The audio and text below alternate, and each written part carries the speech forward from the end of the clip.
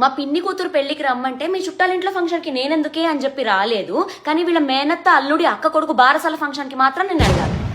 మా అమ్మ వాళ్ళు తను వస్తే రకరకాలు ఉండి అల్లుడొచ్చాడని నెత్తి మీద పెట్టుకుని చూసుకుంటారు. అయినా తనకి మా ఇంట్లో కంఫర్టబుల్ గా ఉండదు. వీళ్ళమ్మ నన్ను చూస్తేనే జీవితంలో అన్ని కోల్పోయినట్టు మొహం పెడుతుంది. అయినా కూడా నేను వాళ్ళ ఇంట్లో హాయిగా ఉంటాను. వాళ్ళ ఫ్రెండ్స్ దగ్గర నుంచి ఫోన్ వచ్చిందంటే చాలు, ఒంటి మీద ప్యాంట్ ఉందా షార్ట్ ఉందా చూసుకోకుండా పరిగెడతాడు.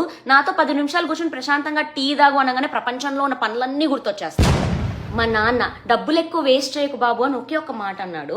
దానికి మీ నాన్న నా క్లాస్ పీక్తున్నాడే అని చెప్తున్నాడు. వీళ్ళ అమ్మ మాత్రం బాగా ఏడుస్తున్నా పట్టించుకోకుండా నాకు గంట సేపు పిల్లల్ని ఎలా పెంచాలి అని క్లాస్ పీకింది. అయినా నేనేం అనకూడదు. అయినా మనలో మన మాట అంత క్లాస్ పీకే బదులు మా మర్దిని ఆడబడుచుని చూపించి సరిగ్గా పెంచకపోతే ఇలా తయారవుతారు అని చెప్తే సరిపోయేదిగా. ఏం మాట్లాడు, మా వాళ్ళు నన్ను కష్టపడి పెంచారు, మరి మా వాళ్ళు నన్ను గాలికి వదిలేసారు, నేను ఎగురుకుంటూ పెరిగా. మరి తన ముందే వాళ్ళు నా గురించి వాళ్ళ చుట్టాలందరితోటి లేనిపోనివన్నీ చెప్పినప్పుడు మాత్రం నోరు పడిపోతుంది. నేను మాత్రం వాళ్ళ గురించి తిన దగ్గర కూడా ఒక మాట అనకూడదు. ఎప్పుడు నన్నే అడ్జస్ట్ అవ్వమంటావు ఏంటి అంటే, నువ్వంటే అర్థం చేసుకుంటావు అంట. 20 ఏళ్ళు పెంచిన వాళ్ళు తనని అర్థం చేసుకోరు. నిన్నగాక మొన్న వచ్చిన నేను మాత్రం అర్థం చేసుకోవాలి, సర్దుకుపోవాలి.